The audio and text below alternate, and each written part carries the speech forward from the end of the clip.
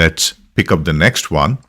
It comes in Bhrajishnuh Bhojanam Bhokta Sahishnur Jagadadijaha Anagho Vijayo Jeta Vishwayoni Punarvasuhu. Bhrajishnuh, one whose main characteristic is luminosity. Lord Vishnu is self-effulgent. He lights up all objects of this world with his effulgence. He lights up even the sun. Sun derives its energy and brightness from the Lord. The Lord also lights up the hearts of jnanis with knowledge. Take the next one. Bhojanam, one who is the nature or illusion. Bhojanam means food in normal sense. It also means that which gives enjoyment to mind. Nature is food for the spirit or the Purusha. In other words, the experiences of the sense organs are considered to be the food. The Lord Himself is also the nature. Therefore, the Lord is not only the person who enjoys, but He is also the experience that He enjoys. Pick the next one and we'll come back to these names today. Bhokta, one who enjoys the fruits of action as an individual being or the jiva. Bhokta is one who experiences the fruits of his action. The fruits of action constitute experiences like happiness and sorrow. The individual being does not experience anything. In fact, the mind experiences them. The individual being is not the mind. He is the self or Atma, which is awareness. Awareness is neither a doer nor an experiencer or the Bhokta. However, the individual being who is deluded self in the body-mind complex becomes the experiencer. Thus, the Lord enjoys the fruits of His actions in the form of the individual being Jiva. Friends, we'll take up all the three names for our study today. So let's go back to our first name from today, Bhrajishnuh. In the name Bhrajishnuh, or one who is pure luminosity, or the source of all luminosity. We see here the claim that the sun too derives its verily energy from Lord Vishnu. Friends, in our previous study of the name Dhaturuttama, we had appreciated of how sun is the source of all things in our world. We went on to conclude that we all are but a piece of that star.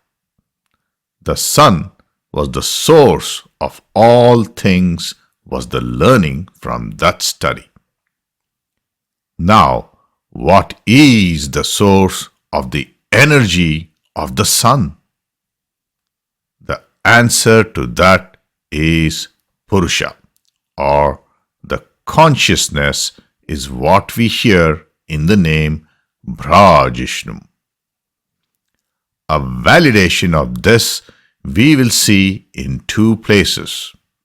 One is Bhagavad Gita in the Drk-Drsya-Viveka chapter, and also in the Purusha Sukta.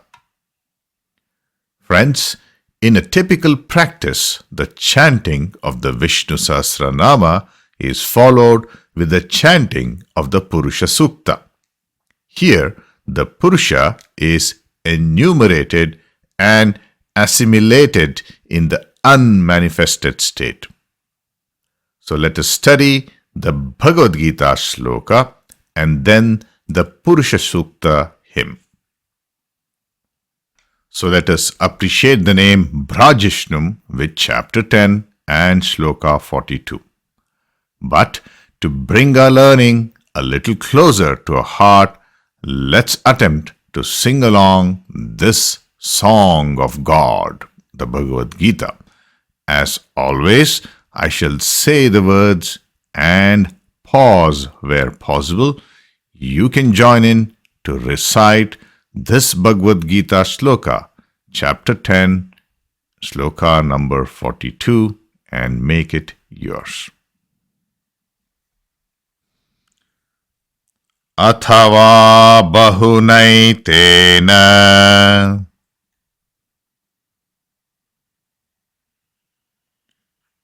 kim jnatena tavarjuna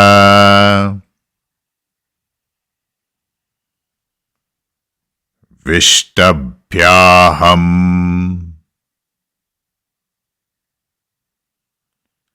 idam kritsnam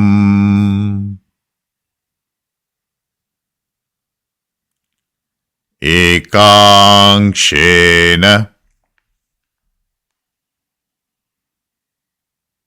stito jagat.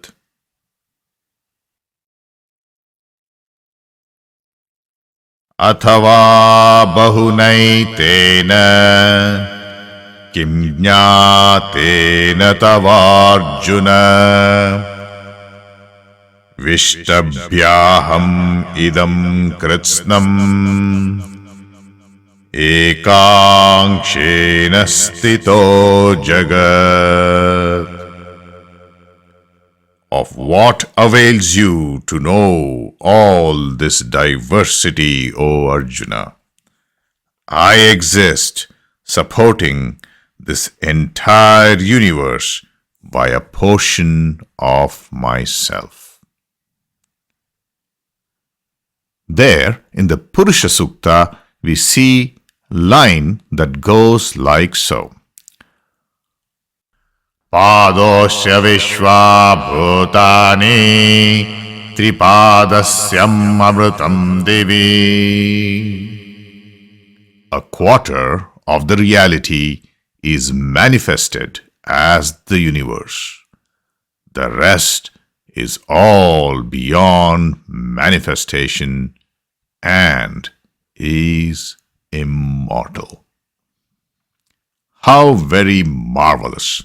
Not just one sun, which is a star, but thousands of such suns are sustained by that Purusha. No, not only thousands of suns, but the many universes in which all such manifested bodies exist are the derivations of that Purusha. And even after that, there is more of Lord Vishnu that is beyond perception. So this is the enumeration of the name Bhrajishnuh, the source of all luminosity. Let us take up the next two names, Bhojanam and Bhokta. Friends, in all our study engagement, we have appreciated that spirituality has multiple paths to experience. Among them are the bhakti path, where the spiritual experience is in a tangible form, or it touches the sensual perceptions of a seeker. Here, the deity is experienced in a physical form. This, we said, was the manifested form of a greater being, Purusha. The other path was the Jnana form, where the spiritual seeker's experience is that of a unmanifested form. We have seen such profound parallels between science and spirituality, where science too has the notion of particle and field.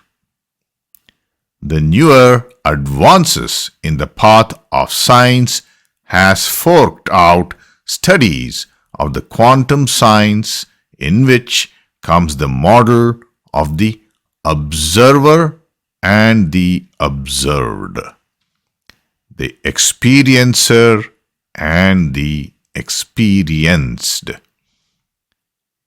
Friends, a little side note on quantum physics. In classical physics, we assume that the world exists independently of us. Say you measure the speed of a car using a radar. The car was already going that speed before you looked at your radar reading. In quantum physics, this relationship changes fundamentally. The observer isn't necessarily a human being. It is any physical system or measurement device that interacts with a quantum object, the observed. When this interaction happens, it can actually change the state of things being watched.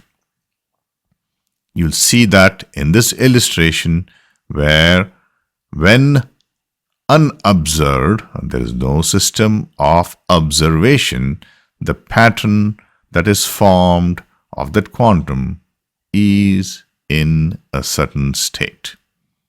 However, when the devices of observation are brought in, it completely changes the observed. So, our last bench's argument here could be, yes, moment we see that there is a cop with a speed radar measurement, which is the observer, we in the car who are the observed tend to cut our speed and remain in the speed limits. A fair extrapolation, I would say. Friends, today we will take support of this phenomenon of nature that is studied in quantum physics for our study of the names Bhojanam, the observed or the experience, and Bhokta, the observer or experiencer. In the earlier names where we took support of Purusha Sukta, we saw the observable or perceivable universe and the non-perceivable universe. There is one dimension of reality that is perceived to our sensuality and is subjected to time. The other reality that is not subjected to time and one that is eternal. How wonderful and marvelous the Indian system has studied and developed the sense of reality and further encoded it in wonderful dimensions. The Indian Vedic system never made a separation between the world and God. The infinite one is manifested as the universe. This spark of divine is there in everything. This was the Vedic system of capturing the concept of reality, the two dimensions of physical and superphysical. Friends, we are studying the name Bhojanam, the experience, and Bhokta, the experiencer. In our natural state, we all are in bodily consciousness.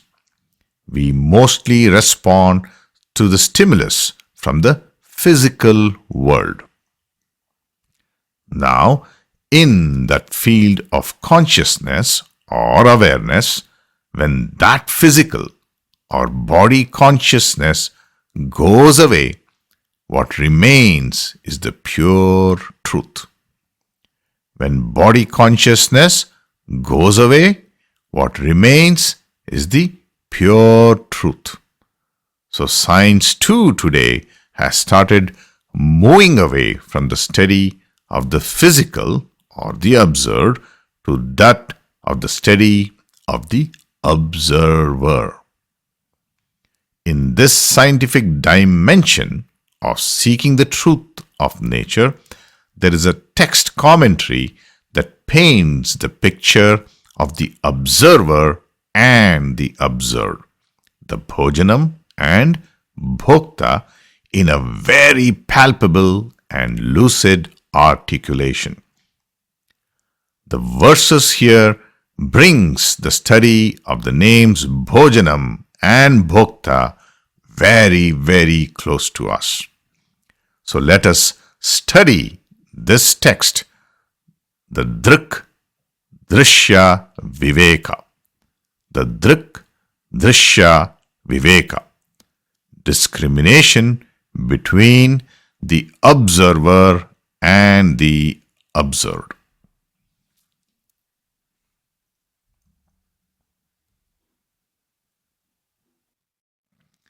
Rupam drishyam lochanam drik tadrishyam drukto manasam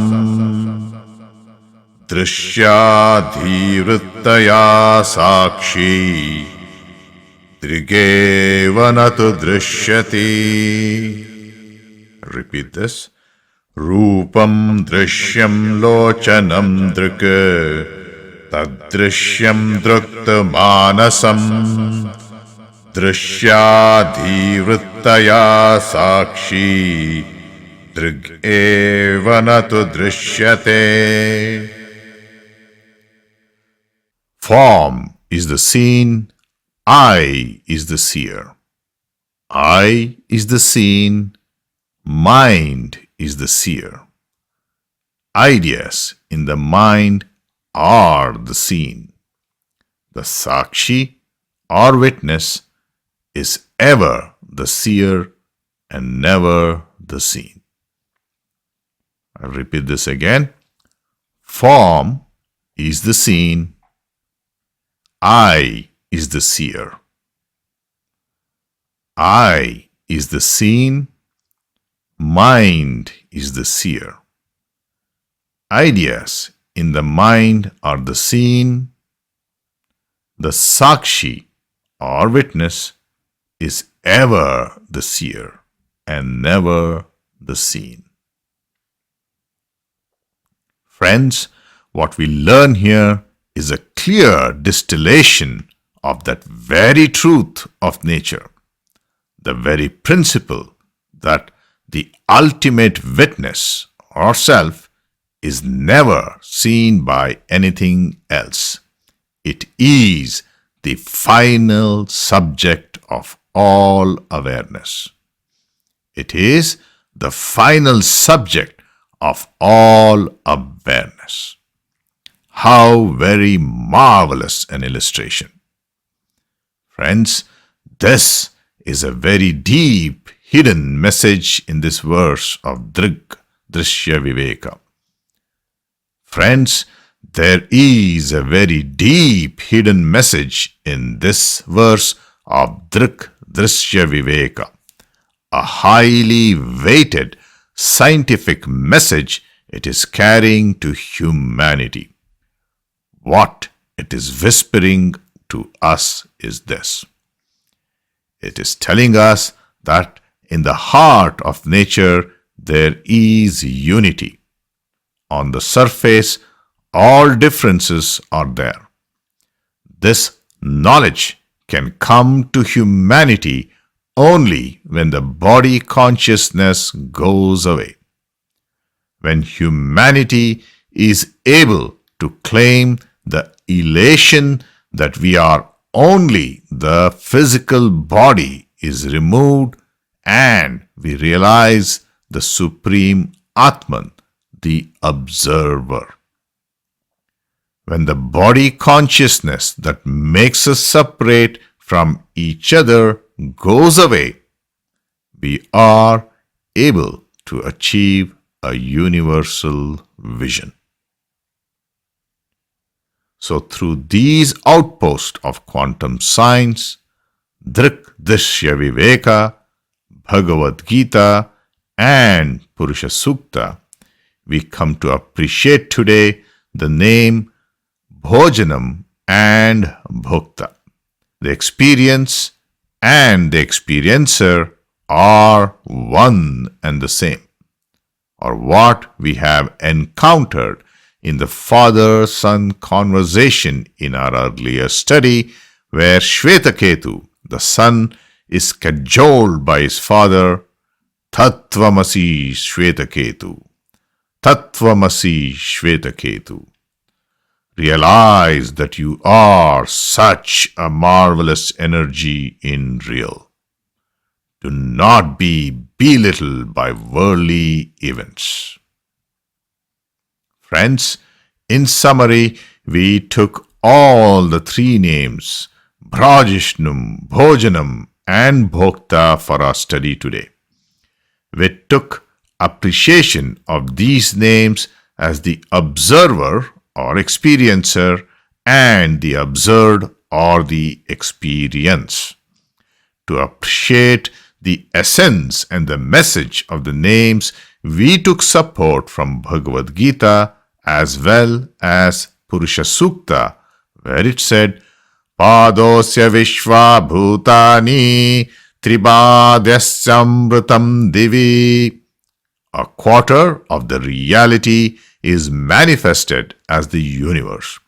The rest is all beyond manifestation and is immortal. We further took the profound parallels between science and spirituality, where modern science today has put its steady attention to that of the observer. We took a marvelous introduction to the splendor of the observer dimension in the Drk-Drsya-Viveka, where the principle was self is never seen by anything else. It is the final subject of all awareness. Through that principle, we also took joy from the hints provided there that a universal vision can be accomplished by retiring the body consciousness and manifesting the unity in nature. By retiring the body consciousness and manifesting the unity in nature. With that, friends, let us go into our meditation and allow our mind and consciousness to be an observer. Just remain an observer of all the thoughts that come like a bubble in the mind. Let us now go into our meditation.